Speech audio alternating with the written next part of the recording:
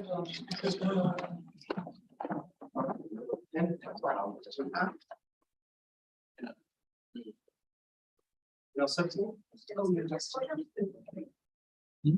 just too. My son was sick. Everybody was wrong with sick.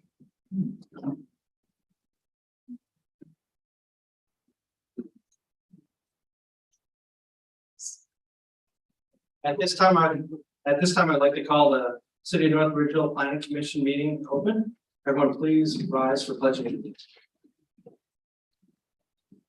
I pledge allegiance to the flag of the United States of America and to the republic for which it stands, one nation, under God, indivisible, with liberty and justice for all. Madam Secretary, please call roll. Ali is absent. Brotman, Here. Swallow, Here. Havens, Here. Smolik, Here. members of the board, Chief Building Official Thurston is absent. Assistant Law Director Morgan. Here. Planning and Economic Development Director Weaver. Here. Okay, did everyone get a chance to review the minutes from August 9th, our last planning commission meeting? Is there any corrections at this time? Hearing none, those minutes shall stand. Madam Secretary, is there any correspondence? Just the proposed charter amendments. Okay, did everyone get a chance to review those charter amendments? Is there any questions or comments at this time in regards to charter amendments? I think they all make sense. Yeah, I think they're trying to just clean up some stuff and make sections work together. Okay. At this time, I'm going to push old business later in the meeting and I'm going to go straight to new business. We have one applicant here today. Madam Secretary, could you please call the first applicant?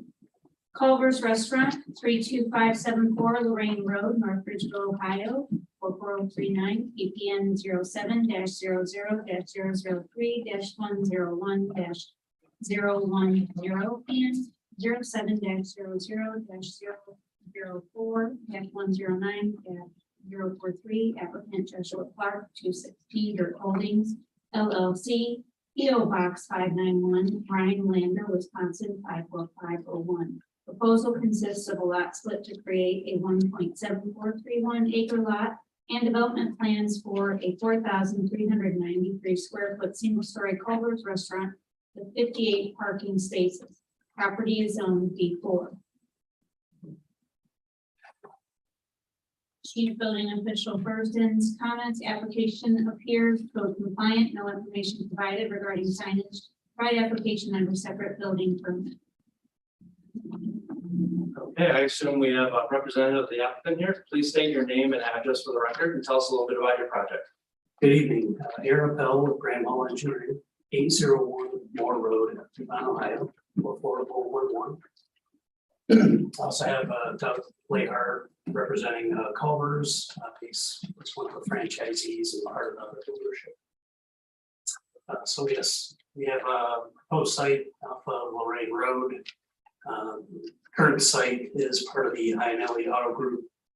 We also have a representative of that ownership group here tonight. Land will be split off, as you can see on the lot split drawing here. The site is generally existing gravel and asphalt grindings parking lot, and that'll become a new Culver site, kind of sandwiched between the existing McDonald's to the east, and the auto dealership will remain to the west and to the north. Our proposed lot split.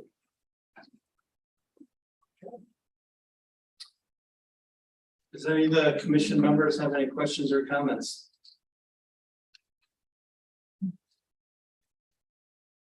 I guess I have a few comments. Oh, I'm sorry, Jen. All right. I guess along the turnpike, there's going to be a 40-foot sign. And is there an easement for utilities going to that sign, or how does that work? Or is that actually going to be purchased property along with the lot split? It would be an easement. We do show an easement on our plans. that would be for the electric that would run to that sign and for the sign itself. Okay. Also, on the existing site plan, I guess there's some buried AT&T. Have you guys reached out to them? Because I know like the dumpster enclosures going over their utilities, they're okay with all that? Yeah, we've reached out to them starting 4 months ago, and they're aware of the project. We've sent them plans. We've requested easement documentation, and we've been unable to get any kind of existing easement that's in place right now. So right now, the line will be verified by the contractor. We know we have possibly one buried manhole on the site itself. Right now, that would be adjusted to grade once they find it. And I guess this is more like an operational question. I'm not sure if Francie, you might want to answer this. The only experience I have is Culver's and Avon, where, you know, the drive-through is always backed up. And I see this, it seems like after there's parking after the drive-through, do you want to explain maybe what's like the difference between this drive-through and the one in Avon that's always backed up and how this will perform better? This is gonna have 2 order posts on instead of 1. So we'll be able to push it through twice as fast. Parking spots after the window, we actually cash them out, give them their drinks, and have them park, and then we bring their food out to them as soon as it's ready. So the backup, if you're thinking it would be a backup, would be this way, and it's past. There's where the 2 order posts would be, so we'll have 2 order takers taking orders instead of 1. Okay. And then Avon is a single drive. And then plus Avon, do they wait for their food at the drive-through window as opposed to having these? Oh, they do have the same setup? Okay, so if the order's not ready, then a carrier will just bring them out to them? Yeah, very seldom are they serve at the window unless it's just custard. Okay, If there's any food, we park them and we run the food out to them. and I think the post drive-through, if you will, is for 11 cars, and that's, Yeah, we'll never go over that. okay. So, all right. Past the window is usually 6-8 cars, that's it. Okay. All right, well, thank you. I do have a question. What is your average service time? 5.5. No, I'm sorry. You might, I forgot that, you state your name and address for the record. Sorry about that. Douglas Lahar, 7296 Pine Woods Way, Olmsted Falls, Ohio. Okay, then could you answer that question again for the record? In regards to how long this is? It's about 5.5 minutes. Okay. And you said 11 stacking spaces? There's 11 post window stacking. Okay. How many are in the drive-through? Stacking spaces After the window, before the window. before the window. For the window, we've got 1, 2, 3, 4, 5, 6. And then all the way out here, and there's another 3 there. That's just after the order post. Going out to the road, there's probably 12, 15. Yeah, there's 14 from the window to the back of the To the back, drive-through okay, without perfect. backing up into our own internal aisle. Thank you. One more quick question on your apron, when you're exiting, I noticed on the McDonald's parcel to the east, there's those pine trees. Have you guys looked at line of sight for those? Let's see here, the pine trees to the east. So they'd be right, Sorry. they'd be right in this corner. Correct. I just over there. I never know what I did. I wasn't trying to pull out the line. Yeah, to be honest with you, we have not. Okay, That's something that we can take a look. and I assume, as far as there's correspondence with McDonald's or there's, I mean, you're not acquiring any property from them, correct? No. So that is the existing apron. Is right where the proposed apron's going, so that is a current apron that's out there. Is there any other questions or comments from the commission? Is there any questions or comments from the administration? Yes, Mr. Chair. I just appreciate Culver's willingness to work with staff through our preliminary review process. They were responsive to the comments, a request for additional information. So included in the follow-up information that was submitted was details of their proposed fencing, cut sheets of the light fixtures, and they've also relocated the ground signs to comply with code. That said, we haven't fully vetted their sign package. We believe it will require variances, so I'd recommend excluding the sign package from the development plan approval, just because we believe that they'll be taking a trip to the BZBA for that. And also just a reminder that your motion should either be separate or include both the development plan and lot split as just two distinct items that are being requested this evening. Thank you. Okay, is there any questions? Oh, go ahead. Do you have some follow-up? Yeah, I did want to just point out on the signage package, yeah, we did provide that kind of for information, so you guys could get a feel for what is proposed. We do know that we would have to go back to BZA, we would have to go to BZA. We've got two signs that are proposed, one up on Lorraine Road and then the pylon sign in the back. The one up on Lorraine Road, I would point out that we did relocate that so that it wouldn't require a variance. Initially, it was too close to the road. However, we've located it on the southwest corner of the site now. We meet the setback requirements. Is there any questions or comments from the general public? Okay, hearing none, I'll close general public comments. Is there any further questions or comments from the commission? Okay, at this time, I'll entertain a motion. I would make a motion to recommend approval of both the development plan and the lot split, with the condition that they meet all the requirements for the sign package, including any necessary zoning. Do I have a second? Okay. Madam Secretary, call roll.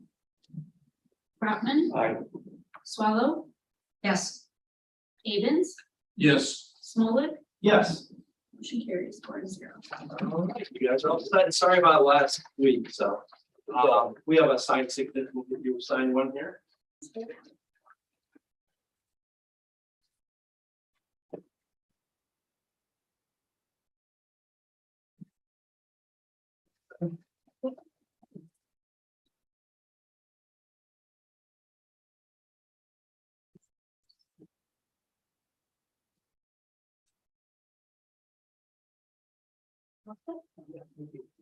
Good evening. You too.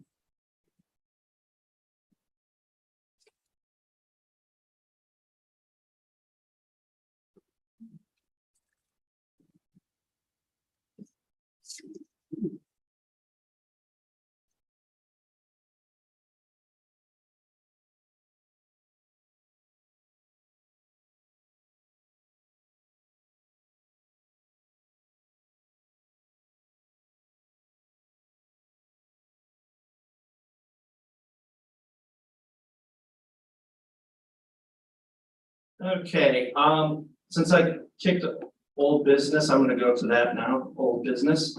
Has all the commission members had a chance to review the proposed planning commission bylaws and changes? Yes. Is there any discussion at this time in regards to that? I guess I have one thing, as far as like correspondence or extra submittals, do we have a cutoff time? Like in No. We don't. I mean, do we want to maybe entertain something? You mean if they have to be in before a certain.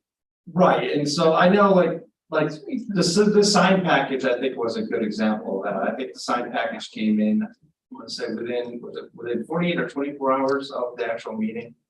And I'm not sure if that was enough time for the commission members to actually look at it. I mean, you guys want to have a discussion on some type of deadline, so that way, if something comes in late, you know, it's not up to us to look at it last minute. I don't have an issue with that, only because we meet once a month, and I would hate to bump somebody if they're substantially there with their submittal to the commission, unless it's creating issues for staff, which I mean, you know, you guys are usually pretty quick with forwarding that to us, but I would hate to either not go forward with consideration of the application, or like tonight, because we didn't have a quorum last time, have to have a special meeting in order to try and accommodate their timeline. Mr. Chair, I'll say that, we're continuing to refine the process here under our new code.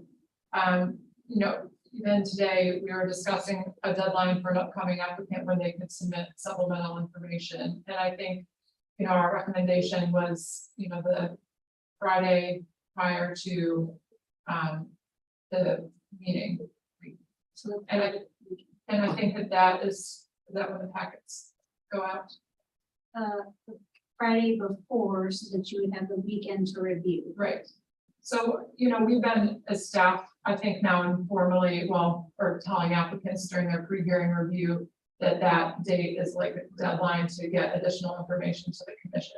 So if you would feel comfortable, we could always add something to your bylaws that has set that as a recommended deadline, but allows the commission in exceptional circumstances to accept additional information, maybe to, as well as concern of not pushing something off because there's a rule, hard and fast rule that, any supplemental submissions would be received in time for member packets the Friday before the meeting or what have you. Well, I think the fact that you guys are actually saying, given a deadline, even though like you said, it's not, I think that's good enough for me at this point. And we could always, if something does come up that's major, we could have a discussion on it and just exclude it. Yes.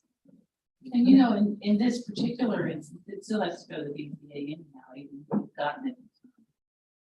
Correct. So it wouldn't make that much difference. But I think the before the packets go out is ideal when possible. So that you have a chance to look at it and review it.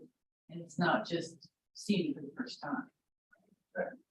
And to me, something like a sign package isn't as substantial as, say, major changes to a site plan or something like that. They're much different.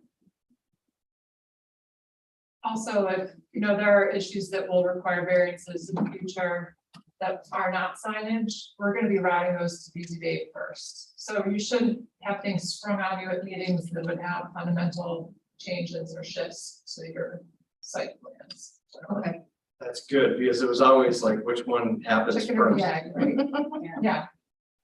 I'm of the school of, approving something already with a bow on it and sending it to the BZA is kind of sending a message of, just approve this. It doesn't allow them to do their job and vet as carefully as I think they should before it comes to you, so. Is there any further discussion on this? Okay, at this time, I'll entertain a motion. I would move to adopt the bylaws as presented. Do I have a second? Second. Okay, Madam Secretary, call roll. Rodman, Yes.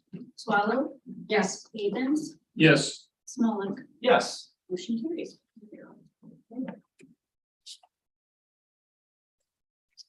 And the next business is discussion of other zoning update and implementation tasks. All right, Mr. Chair, I just thought it'd be good for you to see how the sausage is being made behind the scenes. So we've been doing some updates after the August 1st approval by council of those 7 zoning chapters. So we have some new information on our city website. There's a planning and zoning page that has our new forms and applications. We have a development flow chart to encourage applicants to understand the process before they submit. A recommended pre-application meeting for commercial projects with me, so I can kind of go through which process, whether it be administrative or through planning commission and council. We're developing a series of checklists that we'll send to applicants so they know all the things that need to be included in their submission. So hopefully it's more complete and fewer of those last minute additions. We are working on the software side of implementing some workflow between building department and planning and clerk council's office.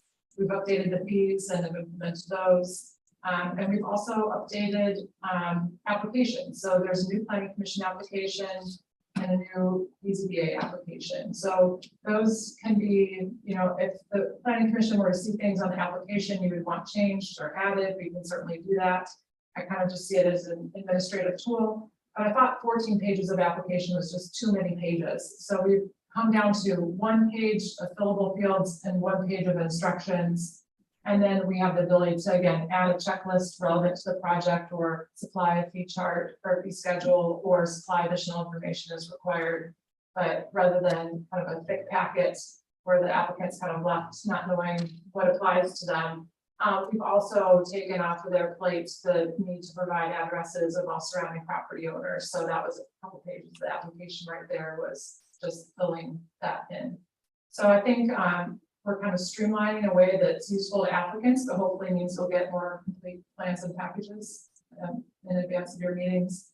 But we'll be happy to take your feedback as you see the applications in circulation if you think there are areas that you'd like to see amended, added to, changed, or clarified in any way. So as far as the address populate, you guys, does the city have a GIS program? Is that how it's populated? Through Lorraine County Auditor's Office. Oh, okay. So there's a tool you can use to, you know, well, you could either hand go in and identify the parcels and create a spreadsheet, or you could create a little buffer and it creates, whether it's adjacent parcels or a 500-foot for rezoning notifications to download. So it seems silly to have applicants do that when we were checking them all twice, building department and then clerk of council's office. So this will be much more efficient, I think. Okay. All right. Is there any other questions or comments in regards to those administrative changes? All right. Now we're going back to new business, the proposed zoning amendment. Mr. Chair, this amendment originated with a conversation between, I think, Councilman Winkle and our chief building official that I was looped into, and specifically concerns about our B3 district and the requirements for side yards. And so currently in our side yard section in our B3 district, it indicates that, you know, there's 2 side yards for every lot, the sum of which has to be 35 feet minimum, and like not 1 side yard can be less than 15 feet. But then it says where it abuts a residential district, the sum of the 2 side yards shall not be less than 50 feet in each side yard, not less than 25 feet. So we think what the framers meant was that where you abut residential, we want to have a greater setback. But what this does, it just says, you know, for any lot that abuts a residential district, it doesn't say how it abuts, where it abuts. It can abut in the rear, and now we're implementing greater side setbacks. It wasn't like if it abuts a, you know, residential district abuts to the side, that side shall have a greater setback. It just said for any lot which abuts any residential district. So that was creating situations where you're actually, you know, providing greater setback, possibly adjacent to commercial property, just because in the rear there's a residential property. That is not what we think the framers really meant by doing this. So so we were like, well, how do we kind of resolve that? Because the other thing our code does is it says that even if a property is zoned commercial, if the use on it is residential, there's a house in a commercial district, that house is entitled to that same greater setback as it would if it was on a residentially zoned lot. I have some concerns about that in the long run, but in the meantime, we are kind of proposing this this kind of temporary fix that we think is a vast improvement that will we can maybe address that residential zoning district thing in the future if we do a more major code update. So what we're proposing is to keep the, you know, 35-foot sum of side yards, and then scratch out that part about the, you know, when any lot abuts any residential district. And instead, we're saying where any side lot line adjoins a residential district, the side yard adjacent to that lot line shall be not less than 20 feet. So like we're specifically saying on that side where it abuts, if it abuts residential, then it will be increased. So it'll have 5 additional feet of buffer for a residential property.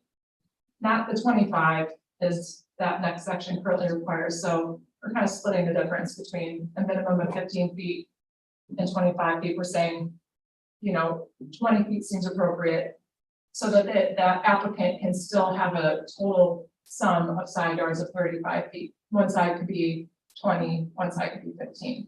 So we're not you know, I thought that this was a good solution that was unlikely to make anything that we currently have non-conforming and wasn't putting a whole bunch of additional burden on commercial applicants if they happen to be located next to a residential house on the commercial lot.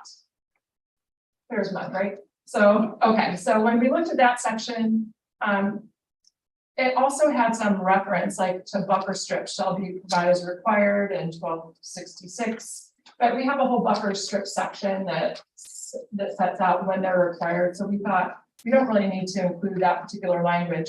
And also buffer strips are in 1288. And this says buffer strips as provided in 1266, which is the B2 district. So we're like, why are we going to B2 to understand what buffer is required in the B3?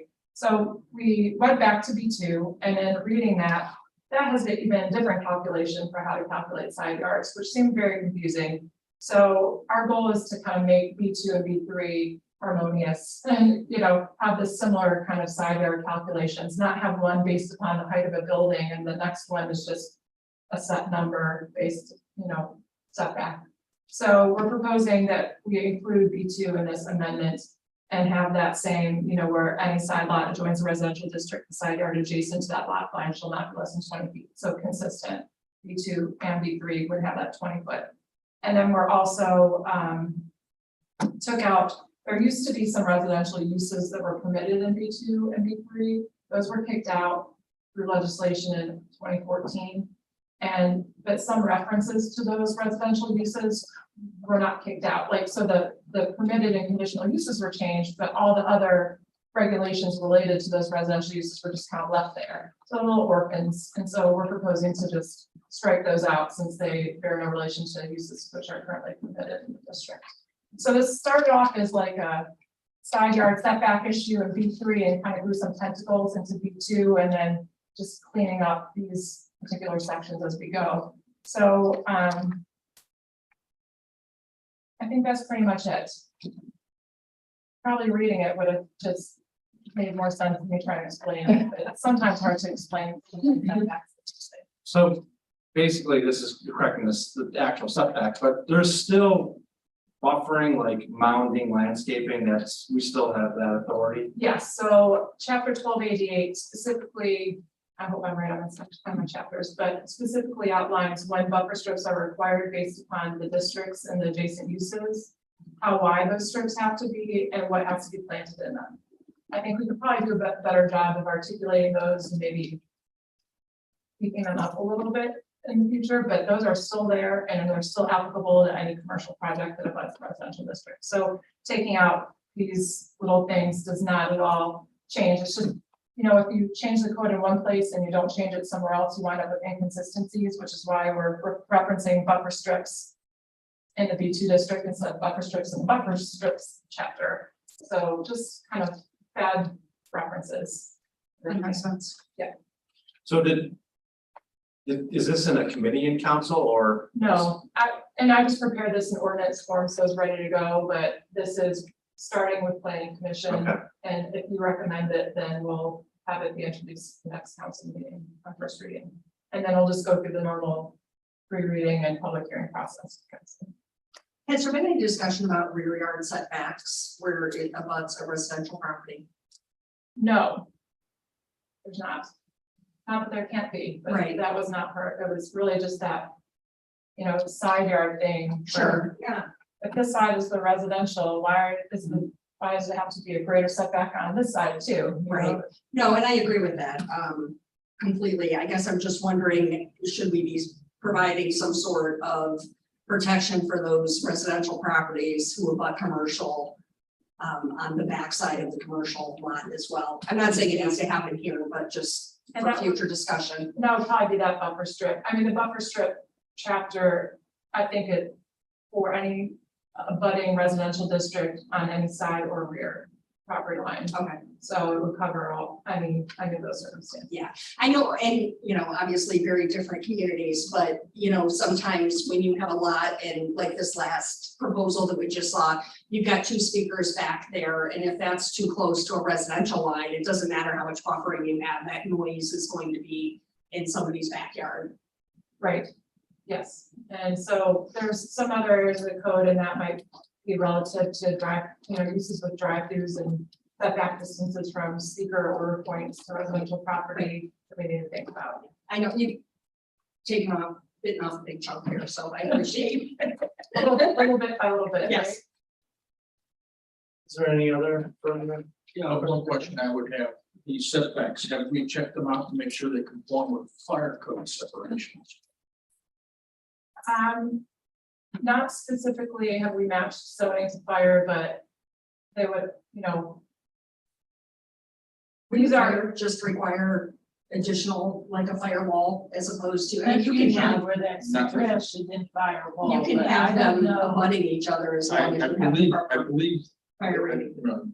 I could be wrong, but I believe it's basically you need 15 feet from what I call a center line, so a total of 30 feet between two buildings. If they're not fire rated walls. Now, if it's fire rated wall, that starts to change a little bit. and I think that's, kind of where building and fire codes, you can't always just perfectly align with zoning. So, if the zoning setback is minimum of 15 feet, or in some cases 20 feet from the side property line. And if there's already a dwelling or a commercial use that's on the neighboring property, well, the new use just has to build with the material that would be permitted to be within that distance if they're within the zoning setback. Sorry, because we're talking about new construction, we're not changing anything with existing. Right. So that would have to be reviewed and approved by building For new structures. for new structure with the firewall rating. Yes, and so the burden would then be on the new developer. Developer. Yeah. And if they didn't want to do that, they would have to figure out how to move the building to stay Right. outside of that.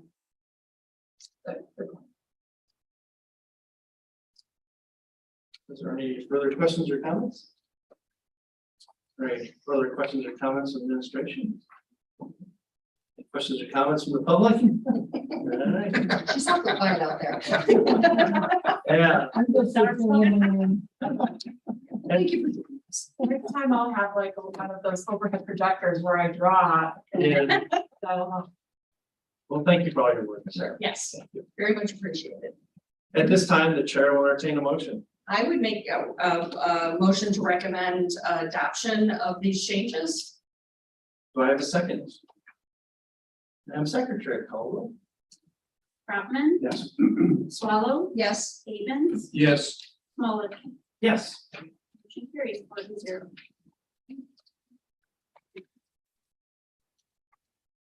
Is there any other business for the planning commission tonight? Okay, hearing none, the City of North Ridgeville Planning Commission is adjourned.